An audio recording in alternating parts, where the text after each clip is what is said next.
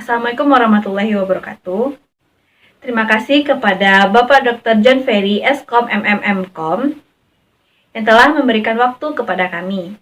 Baiklah, perkenalkan saya Ifun Al-Hafni, NIM 2020-422-059, sebagai moderator di kelompok 2. Selanjutnya, saya akan memperkenalkan anggota kelompok saya, yaitu Bapak Fajri Arianto, Bapak Musfiryones Indra, Bapak Muhammad Alek, dan Ibu Sonya Dwi Monita.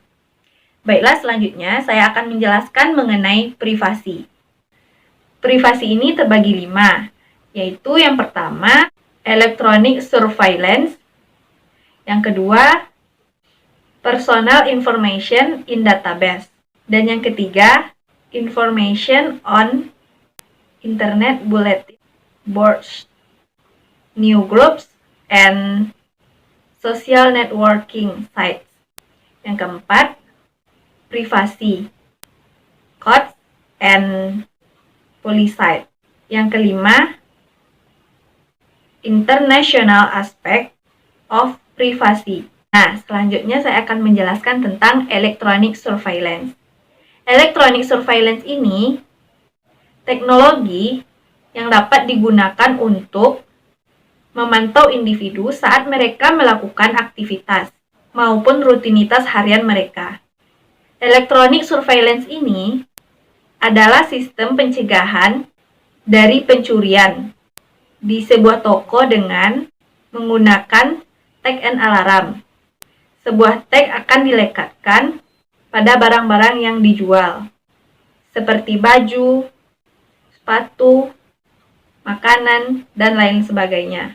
Pada saat barang itu sudah dibayar, maka tag tersebut akan dilepas atau dinonaktifkan. Apabila tag pada barang tersebut belum dilepas atau dinonaktifkan, maka sebuah antena yang dipasang di pintu toko tersebut akan membunyikan alarm.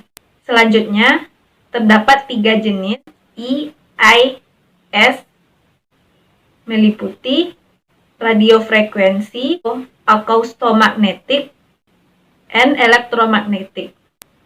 Setiap jenisnya itu memiliki karakter yang berbeda-beda dan fungsi proteksi yang berbeda sesuai dengan produk.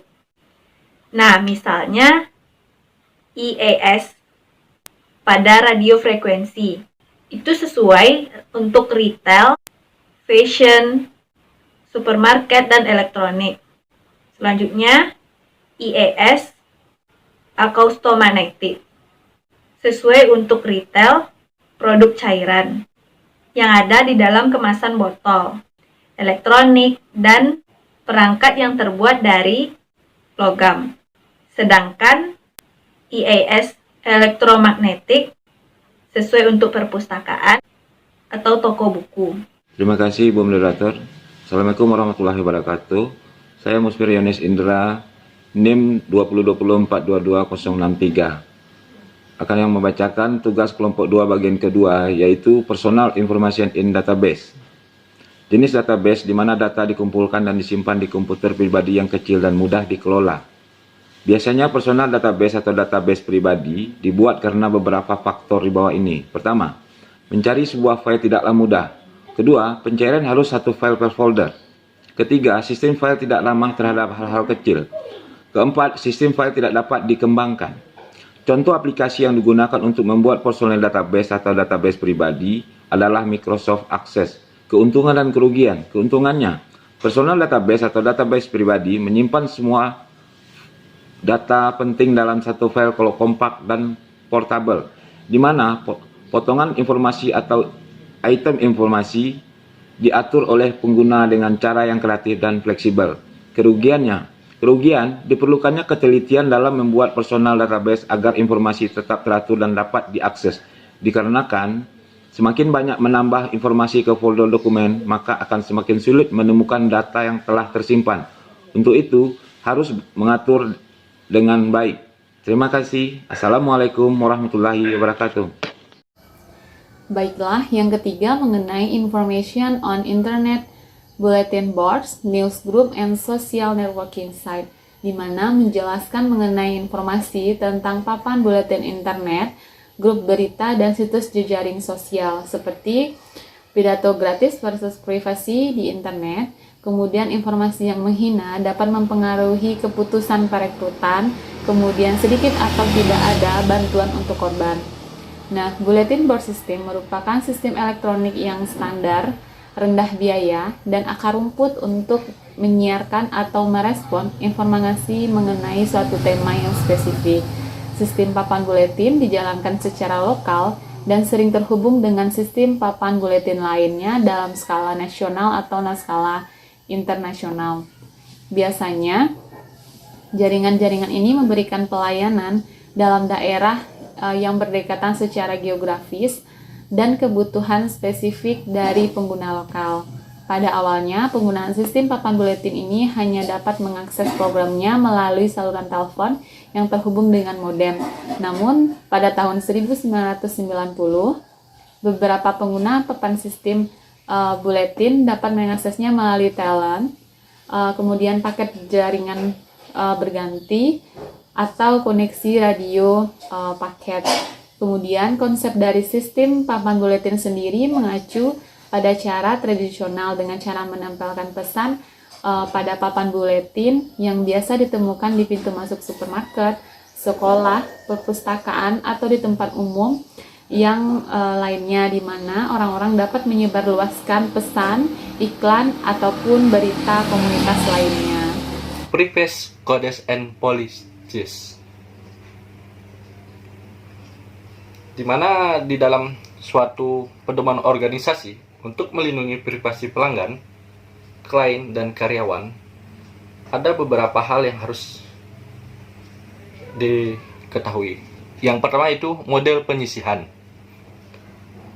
Yang kedua adalah model keikutsertaan. Yang ketiga, platform untuk preferensi privasi atau P3P. Yang keempat yaitu protokol yang mengomunikasikan kebijakan privasi antara situs web dan pengunjungnya. Yang kelima yaitu standar praktis informasi, adil Komisi Perdagangan dan Federal AS. Yang terakhir yaitu petunjuk Eropa tentang privasi data. Di sini kita ketahui bahwa Privacy Policy atau kebijakan privasi merupakan salah satu halaman yang wajib dimiliki setiap website dan blog. Privacy Policy (PROPLIS) digunakan untuk menginformasikan bagaimana sebuah website mengelola informasi para pengunjung. Tepatnya, informasi apa yang diambil dan untuk apa informasi itu digunakan. Contoh, informasi yang bisa diambil adalah nama, tanggal lahir, alamat email, nomor telepon, alamat IP, dan informasi lainnya yang bersifat privasi. Informasi ini bisa diambil saat pengunjung berada di website Anda, membuat akun atau melakukan subscription. Selain itu, di dalam Privacy Policy, Anda juga dapat mencantumkan untuk apa data pengguna tersebut dikumpulkan. Bisa dilihat sebagai contoh, itu website Anda dapat melihat alamat IP pengunjung untuk melihat di halaman apa saja yang mereka kunjungi. Sehingga Anda dapat memberikan rekomendasi halaman-halaman yang terkait dengan mungkin itu disukai pengguna tersebut. Baiklah, inilah hasil diskusi dari kelompok kami dan penjelasan materi. Terlebih dan terkurang kami mohon maaf. Kami sudahi dengan Assalamualaikum warahmatullahi wabarakatuh.